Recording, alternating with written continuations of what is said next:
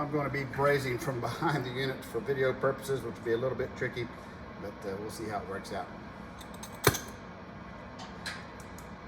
So a good rule of thumb is to always braze the section furthest away from you first, which in this case is going to be over the liquid line. The reason that is so that we don't have to reach over the heated section to braze. So right now, as I'm leaning over here, I'm going to be hitting this suction line, which we want it to be cool. I'm going to start back here, farthest away.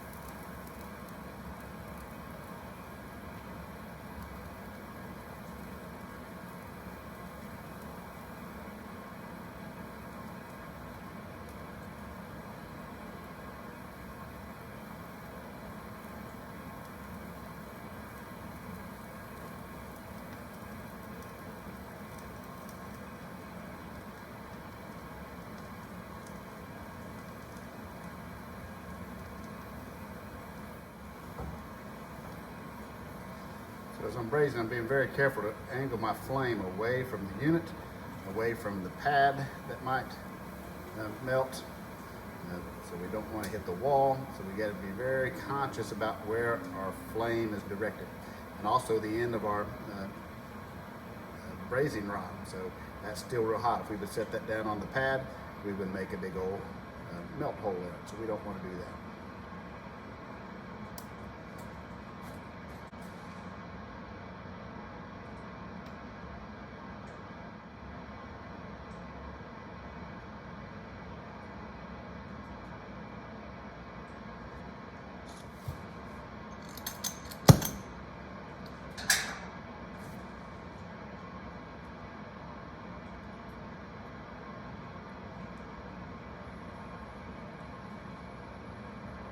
So I've increased my pressure a little bit to work on the suction line. We're going to be very careful about where we angle our heat.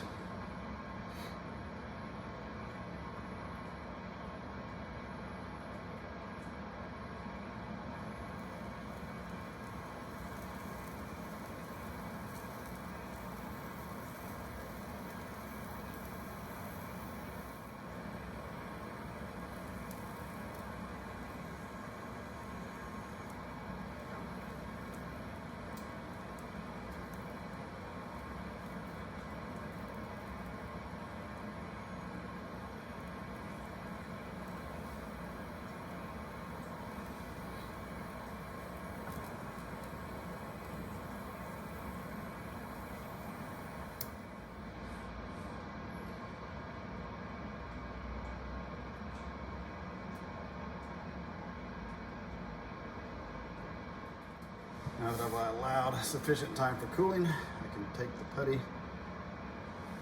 back off and put it back in the container for reuse at another time.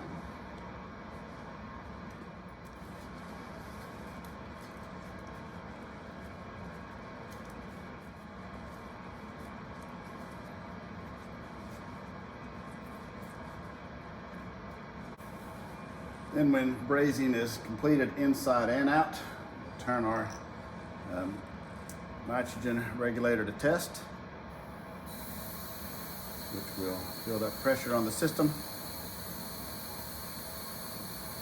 And once we reach pressure, then we will use soap bubble to leak test all of our connections.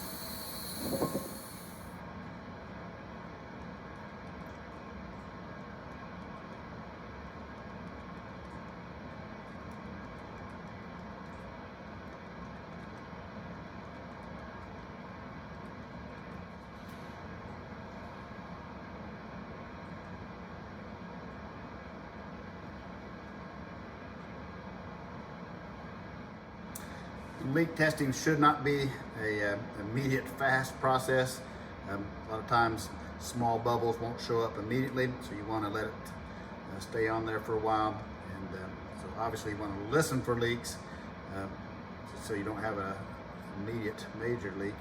But then we also want to continue to watch as we have standing pressure, test pressure on the system. After leak testing, we want to clean up all of our mess.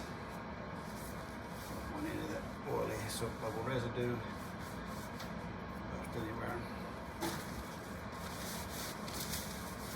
We'll do a good final cleanup again before we leave.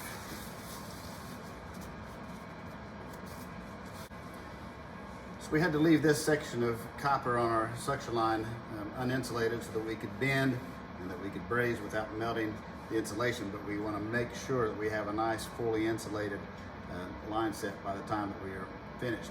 And so we really want a good solid insulation all the way up to the service valve. And so we should have some extra insulation on our vans.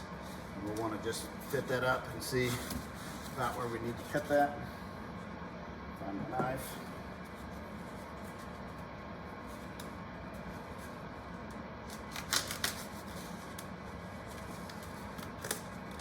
So we can't slide it over the copper now because we've obviously soldered this closed. So we'll need to split it. And we don't want the split to show up.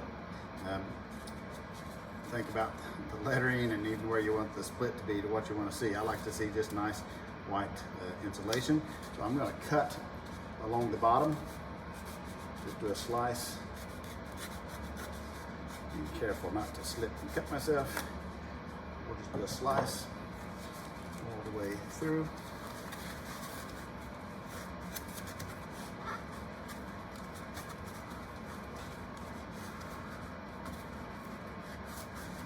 Get that insulation, that all the way up there, and then we will put some wire ties around that to keep that secure.